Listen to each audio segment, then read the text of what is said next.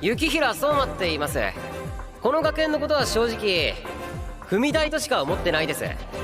思いがけず編入することになったんすけど、要するに入ったからにはてっぺん取るんで。3年間よろしくお願いします。 Have you guys ever wanted to be the main character of an anime? The person who is loved, cared, and respected by everyone? I know you have. But today, I am going to make you rethink that wish. How? Well, today I am going to tell you about 10 anime where the main character is hated by everyone. Sound interesting? If so, then without wasting any more time, let's get started. Starting our list at number 10, we have the misfit of Demon King Academy. The protagonist of the show is the reincarnation of a demon known as the Demon King of Tyranny. He was feared in his previous life for his immense prowess and ruthless treatment of his enemies. Like every other fantasy show, there is a war going on between the usual demons and humans, but it's been going on for 2,000 years. The Demon King faces off against the typical hero of humanity and sacrifices himself to ensure the future peace between demons and ordinary humans.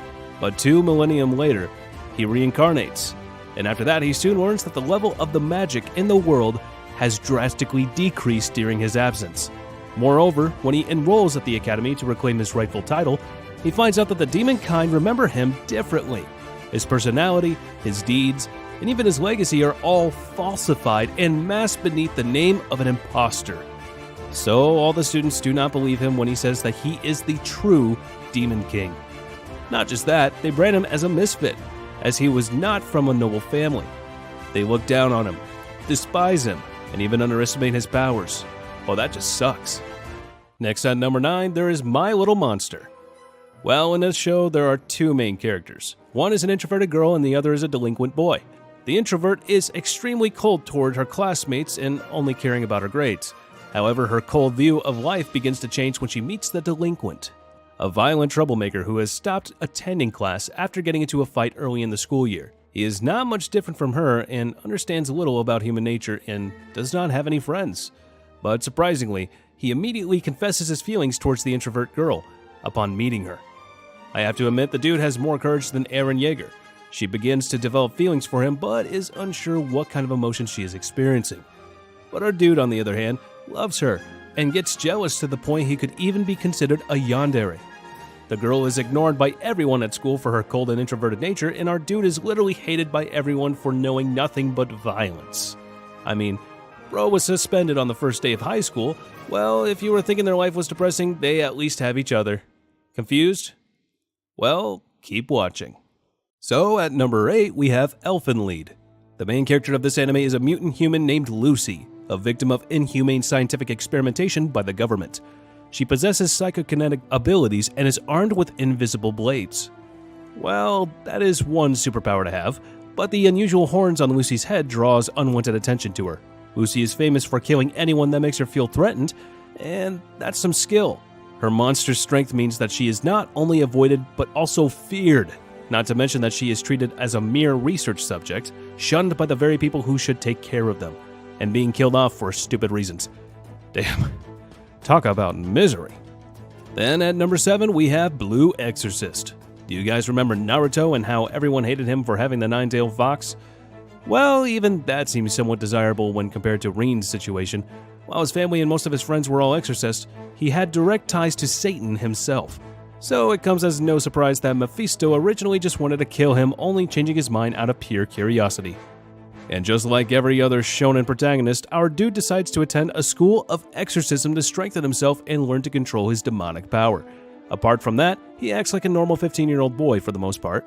He and a couple of his classmates train to be exorcists in the school, even though they are part demons themselves. But even after the initial conflict, there was still hatred for the main character in the air. Even some of the closest people in his life subconsciously blamed him for the death of one of the members and associated him with Satan. I mean, if I were him, I probably would have chosen better friends. Coming in at number 6 is Concerned Sins.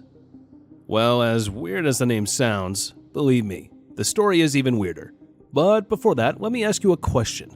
What would you do if you couldn't change your fate? Would you grasp at any slither of hope that presents itself, even if that hope required you to hurt someone else? Or would you accept your fate? Sound dark? Well, when the story takes place in a post-apocalyptic world, you sort of have to assume that there aren't many positive vibes going around. All the show's themes relate directly to the conflicts between life and death. The dark, barren world of Kasern is on its way to ruin, and death is ever present. With sentient robots all over the world getting the message that they're actually mortal and have to face death, our main character somehow manages to get an even more miserable life, as everyone thought that eating him would grant them immortality. So, as you can imagine, not many took the time to sit down and have a chat. In fact, most just went straight for the kill, and relied on their supposed immortality to catch up on manners and ethics. So, literally, the main character is experiencing a never-ending Monday. Then, coming up next at number 5, we have Beastars. For those folks who have watched the movie Zootopia, this might feel a little bit similar. The show is based in a fictional world where animals lived just like us humans. But if you think that this is just a ripoff of the movie, let me tell you, this show has its very own violent anime touch to it. Here, an uneasy tension exists between the carnivores and herbivores, or simply the vegan and non-vegan animals. At the Academy, this mutual distrust peaks after a predation incident results in the death of an alpaca in the school's drama club. And as you can tell, this spurs some drama. Get it? You know, drama club. Anyways, his friend, our main character, a gray wolf in the stage crew, has been an object of fear and suspicion his whole life. Despite his gentle nature, our protagonist is feared because he is a predator. His carnivore peers look down on him for being so passive, even though he's a wolf. Even though he puts forth a lot of effort to make himself trustworthy, his fellow students test him at every turn. Well, let's talk about hypocrites. In the immediate aftermath of the tragedy, he continues to lay low and hide his menacing traits, but this does him no good, as more terrible fate encounters him later on in the series. Next up at number 4, we got Kono Oto Tomare, Sounds of Life. As the name suggests, this is a musical anime, but rather than having a happy slice of life, our main character is literally the most notorious person in the school, hated by almost everyone due to his nature of fighting with people inside and out. Not to mention that he is labeled a delinquent, is assumed by other people that he would never understand the profoundness of the traditional musical instrument. In an attempt to make up for his naivety and understand the words of his late grandfather, our main character tries to join the high school Koto Club. But even though the club is in dire need of members, the new club president is unwilling to accept his application due to the bad reputation. But little did all those hypocrites know that this protagonist was not going to stop until he fulfilled his dreams. Then now escorting us to number 3 is Rising of the Shield Hero. Tell me the truth, when you saw the title of this list, you might have assumed that the main character of the series was going to be on this. Especially the number 1 spot, didn't you? I don't blame you for that. Here, the main character of the show, an otaku, becomes cursed with the fate of being the shield hero. Armed with only a measly shield, and alongside that, he is belittled and ridiculed by his fellow heroes and the kingdom's people due to his weak offensive capabilities and lazy personality. When the heroes are provided with resources and comrades to train with, our main character sets out with the only person willing to train alongside him, Malty. Ugh. And if all that wasn't enough, he is soon betrayed by said Malty and becomes falsely accused of taking advantage of her. He then becomes heavily discriminated against and hated by the people of the whole city for something he didn't even do. Talk about the worst fate possible. So for those people who have lost track of all the misery that happened to our main character, let's all put on a short note. The first 2 episodes of The Shield Hero were an emotional roller coaster that firmly cemented Malty as the most hateable character in all of anime. But in reality, it was our protagonist that got all the negative attention. Shield heroes weren't all that beloved to start with, and now everyone thought he was also a monster. Needless to say, no one invited him with open arms. The dude literally had to buy a slave to have a travel companion. That's how much everyone hated his guts. Next runner-up are Food Wars. The anime revolves around a young boy who wants to become a cook and surpass his father in cooking. But rather than tagging along with his father, Soma finds himself enrolling at the prestigious Culinary Academy where only 10% of its students end up graduating. So where are the rest of the students supposed to go? In Salt Bay's kitchen?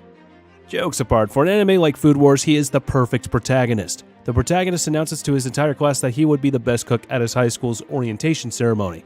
Immediately following this event, his image plummeted amongst his peers. Not only was he resented for his arrogance, but making such a statement put a target on his back for competition. Talk about bringing down your own bad luck. So now, finally at our top spot, we have Cyberpunk Edge Runners. Okay, I put David in the spot, but before you call me too mainstream, let's start from the beginning. In the futuristic world of Cyberpunk, anyone who's not filthy rich is considered nothing more than trash. Because, man, does this world really hate poor people. Not much different from ours, though. Dreams are doomed to die in Night City, a futuristic Californian metropolis. As a teenager living in the city's slums, the main character is trying to fulfill his mother's lifelong wish for him to reach the top of Arasaka, the world's leading security corporation. To this end, he attends the prestigious Arasaka Academy while his mother works tirelessly to keep their family afloat. But his mother was basically left to die in the middle of the street just because she didn't have a high enough package. And in school, everyone openly hated David simply for not being able to afford the higher-end gear. He then got new gear and was hated by Maine because it was originally meant for him and not David. So the first episode really just kept handing David bullcrap luck. And being how he becomes an influential and powerful criminal, and later on plenty of new people started hating him along the way, sure, it's not too extreme, but I wanted an excuse to talk about this show. I mean, can you blame me? It was Anime of the Year, for God's sake. Well, I guess that's it for today. Before you leave, if you enjoyed this video, please be sure to give it a like. It really means a lot. And again, if you are new to this channel, hit the subscribe button and press on that bell icon, and set us all to be notified about all our latest new videos. Oh, and I almost forgot one thing. Please leave a comment on who was your favorite main character in this list. Also, please tell me if you guys want a part 2 of this video. If you do, be sure to get some suggestions, and I will be sure to check it out. And as for now, I'll catch you later. See you in the next one.